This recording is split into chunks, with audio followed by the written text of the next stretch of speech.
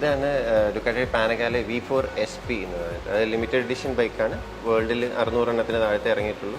അതിലൊരെണ്ണമാണ്. അതിന്റെ നമ്പർ ഇതിലുണ്ട് 547 എന്ന് പറഞ്ഞിട്ട് ഇവിടെ മുകളിൽ എഴുതിയിട്ടുണ്ട്. കേരളത്തിലെ കൊച്ചിനെ മുതൽ സ്പീഡ് ഇഷ്ടമായിരുന്നു. സൈക്കിൾ ഓടിച്ച കാലം പോലെ അമ്മയെടുത്ത് നാട്ടുകാർ വന്ന് പറയും അവൻ സ്പീഡാണ്. അങ്ങനെ ഒരു ഇഷ്ടമുണ്ട്. എപ്പോഴും ആ ഒരു സ്പീഡിനോടൊരു താല്പര്യം ഉണ്ടായിരുന്നു. പിന്നെ UK ഒരു സ്റ്റുഡൻ്റ് ആയപ്പോഴത്തേക്ക് ഇതുപോലെ ഒരു ഓപ്പർച്യൂണിറ്റി കിട്ടി. അപ്പം നേരെ പോയി ഒരു 1000cc ബൈക്ക് വാങ്ങിച്ചു. അവിടെ ഭയങ്കര വില കുറവായിരുന്നു. അങ്ങനെ തുടങ്ങിയൊരു ക്രേസാണ്. ഇപ്പം ഹോണ്ട ഉണ്ടായിരുന്നു, യമഹ ഉണ്ടായിരുന്നു, R1 ഉണ്ടായിരുന്നു. അത് കഴിഞ്ഞ് ഇങ്ങോട്ട് പോരാൻ നേരത്ത് എൻ്റെ കയ്യിലുണ്ടായിരുന്ന ഒരു ഡുക്കാട്ടി ആയിരുന്നു. അതുമായിട്ട് ഞാൻ പോകുന്നു.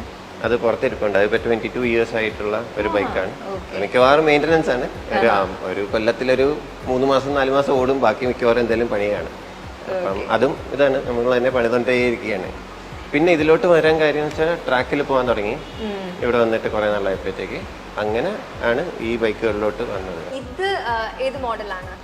ഇതാണ് ഡുക്കാട്ടി പാനഗാലെ V4SP എന്ന് പറയുന്നത്. അത് ലിമിറ്റഡ് എഡിഷൻ ബൈക്കാണ്. വേൾഡിൽ 600 എണ്ണത്തിന് താഴത്തെ ഇറങ്ങിയിട്ടുള്ളൂ. അതിലൊരെണ്ണമാണ്. അതിന്റെ നമ്പർ ഇതിലുണ്ട് 547 എന്ന് പറഞ്ഞിട്ട് ഇവിടെ മുകളിൽ എഴുതിയിട്ടുണ്ട്.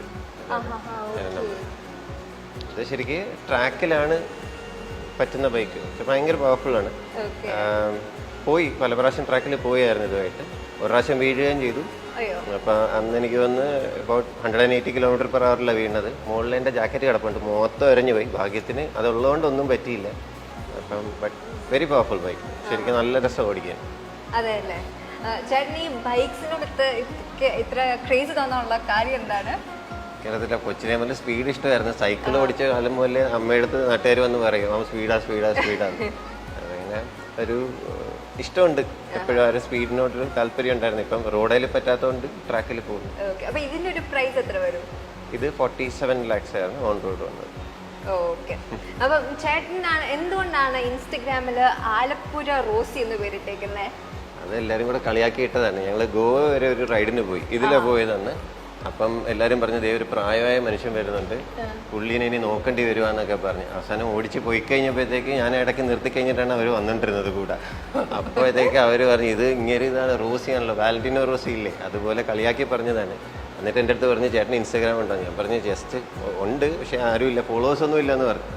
എന്നാൽ പിന്നെ പേര് മാറ്റി ഇതാക്കെന്നും പറഞ്ഞ് അങ്ങനെ ഇട്ടതാണ്. അപ്പൊ ഇവിടെ എല്ലാവരും അങ്ങനെയാണോ വിളിക്കുന്നത്? ഇപ്പം എനിക്കൊന്ന് പുതിയ പിള്ളേരൊക്കെ കാണുന്നവരെല്ലാം റോസി ചേട്ടാന്ന് വിളിക്കുന്ന കേൾക്കാം. അപ്പം ഇതിന്റെ ഫീച്ചേഴ്സ് എന്തൊക്കെയാണ്? ഇത് ശരിക്കും 2017 വാങ്ങിച്ചതാണ്. അപ്പം മറ്റേ ഞാൻ പറഞ്ഞില്ല കുറെ കൊല്ലം പഴക്കമുള്ള അതൊന്ന് ഫുൾ ഓവറോൾ ചെയ്യേണ്ട ഒരു ഇത് വന്നപ്പോഴത്തേക്ക് ഓൾമോസ്റ്റ് 2 years എടുത്തത് ശരിയാക്കാനായിട്ട്. അപ്പോഴത്തേക്ക് ബൈക്കില്ലാതെ വന്നപ്പോഴത്തേക്ക് ഒരു ബുദ്ധിമുട്ട്.